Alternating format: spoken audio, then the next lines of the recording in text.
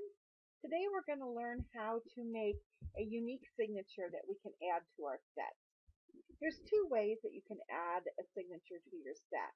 One of those ways is actually built right into Polyvore. I'm sure you've used it before, and you see that I have a set here that I'm about ready to publish.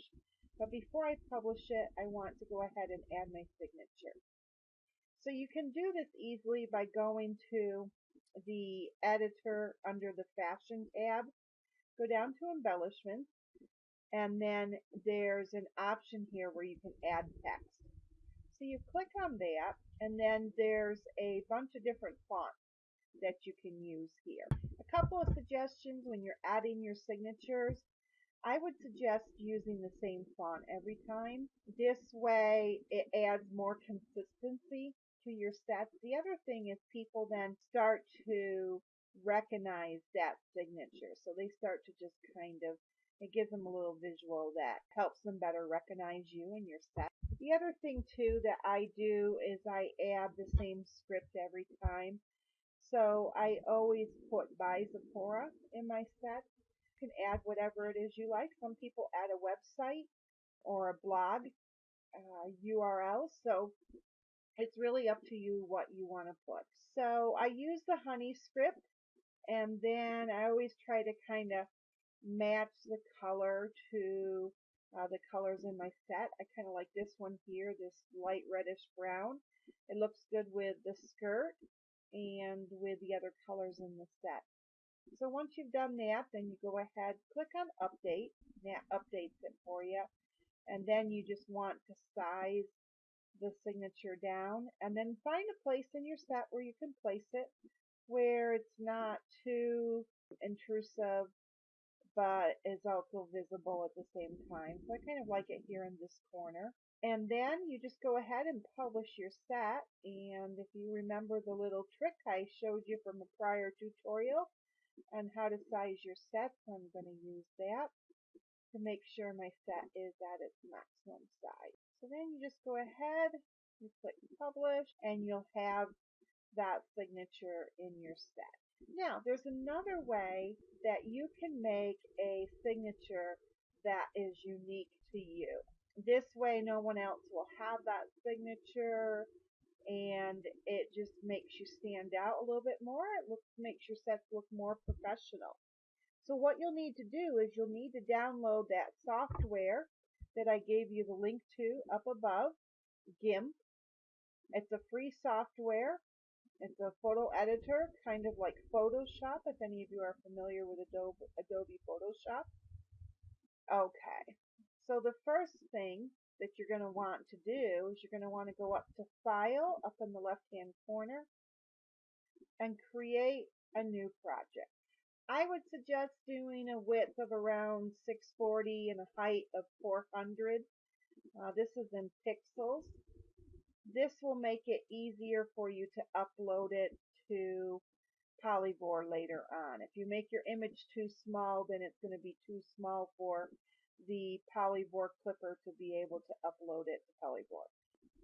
The next thing you want to do is click on this little plus sign here by Advanced Options, and we want the background to be transparent on this. So if you look here where it says fill with, go ahead, click on that drop down box, and then click transparency. And then that way you're going to have just the font on your signature, and you won't have a square or a rectangle background in the back there. And then just press OK. And what that does then is you're going to see your canvas. And as you can see, this canvas is transparent.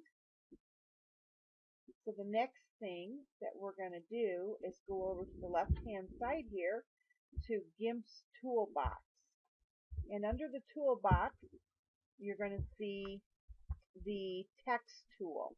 And you just click on that black A there. And then come over here, size your box. And you can just kind of eyeball it there. And when you click on that text tool, if you look back over here at the left-hand side, you're going to see some different options that you have for your font, the color that you want to add to your font, whether you want your font left justified or centered. And so a couple of things that you're going to want to do. I'm going to move this toolbar up a little bit here.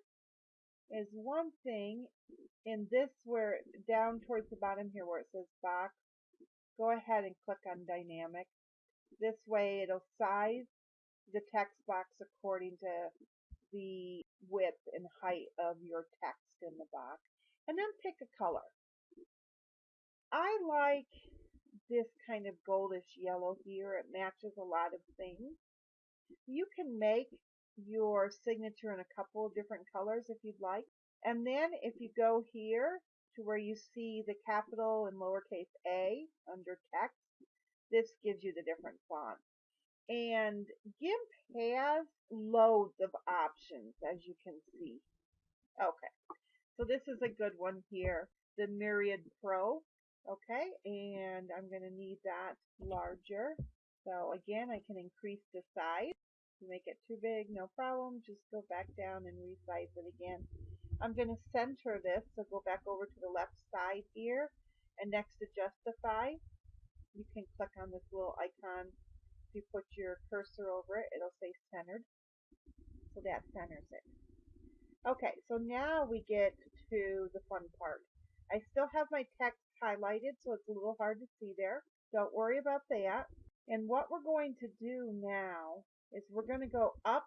If you look at the top, you see the different options there, and we're going to go to filters. And there's a lot of filters that GIMP has built in. The first that looks really nice where you can add a beveled edge is if you go down to decor under filters, and then just add beveled border to image. So it says add bevel here. So you click on that and it's going to open up an option box. You can see it down here in my toolbar flash. So this lets you adjust the thickness of your bevel, and you can just keep it at 5. That's a good number. Then you click OK, and there you have a nice beveled text that you can add to your set. Now, there's a couple of other options that are really cool though. So I'm going to close this one out. Discard changes. That's okay because I don't want to keep that. And as you can see, I still have my text highlighted. Now I'm going to go back up to filters, and under filter, close to the bottom here, there's this one here that says alpha to logo. This one here has a lot of different unique options that you can add to really decorate your text. So a couple of my favorites is the Basic 2, the 3D outline at the top here, that's the very top one. Chrome is a good one. Comic book, the gradient bevel down here, and then also the neon is a neat one too. Now all of those except for neon will have a transparent background. Neon will actually have a background to that, but it still can be really nice in a set. So what I would do is encourage you guys to play around with these until you find something that you like. Just click on them. Don't be afraid of hurting anything. You can always go back to edit and then undo whatever your last thing was that you did, or the last couple of steps, if you want to change something. So I'm going to go back to filter, go to alpha to logo again, and I'm going to show you what a couple of these look like. So if you do the 3D outline, it gives you, you can select a pattern. We'll use this blue one here, and then you just click close, and you see it puts it in there. And then you press OK. You can also play around again with, you know, the blur radius around the outline and the shadow and so forth. And so this gives you this really nice kind of neon, cool colored text here. This is going to have a transparent background, and I'll show you how to do that in just a moment. So once you find an effect that you like and you've got your signature the way you like it, and I'm going to go ahead and go with this one here, go up to File, and then you're going to want to go to Export As. Once you're in export as, you're going to come up with this dialog box. Up at the very top, name, you want to go ahead and put in a unique name. So I'm going to put in signature here and neon. And then save it to a folder on your computer. So I'm in my documents and I'm going to save it to my Polyvore folder. Make sure that at the end of the name of your file that you have PNG selected, PNG. This is a file format that's going to allow you to keep that transparency to your background. So if it doesn't say ping in there for some reason, normally it should, go ahead and just put .ping, erase whatever's at the end of it. So you want to make sure you use that ping file extension, PNG. So once you've added your name and you have your folder opened up that you want to have it saved to, just go ahead and press export. And I'm going to go ahead and check these boxes here so I can save all the different effects that are added to it. Press export once more, and it's now saved to your computer. What you'll need to do is, I upload this to Pinterest, is the way that I upload things that I want to clip to Polyvore. I would suggest Pinterest just because it's easy and free. And very popular combination with Polyvore. And so you can just save it to Pinterest and then upload it to Polyvore, and then you will have it in your Polyvore editor. And so let me show you really quick one that I've done here. So I'm going to go up to create and go to my items, and you can see at the top here I have a couple of signatures. This is the neon one I was telling you about. This one does have a background, but this would be really cool on a black set. You could do it that way too, take the background out of it. Still looks kind of cool. I also have this one here. Again, you can see there's no background on that, so it looks really nice in the set. Let me find something. See if I were to put it in that set, make sure that you hit the one where it takes out the background. It looks really nice there. So have this background here too. This one needs to be against the white back for it to show up good. But these are just some of the different ones that I've fooled around with. I hope this tutorial was helpful. I hope you guys have fun making your own unique signatures, and I look forward to seeing them.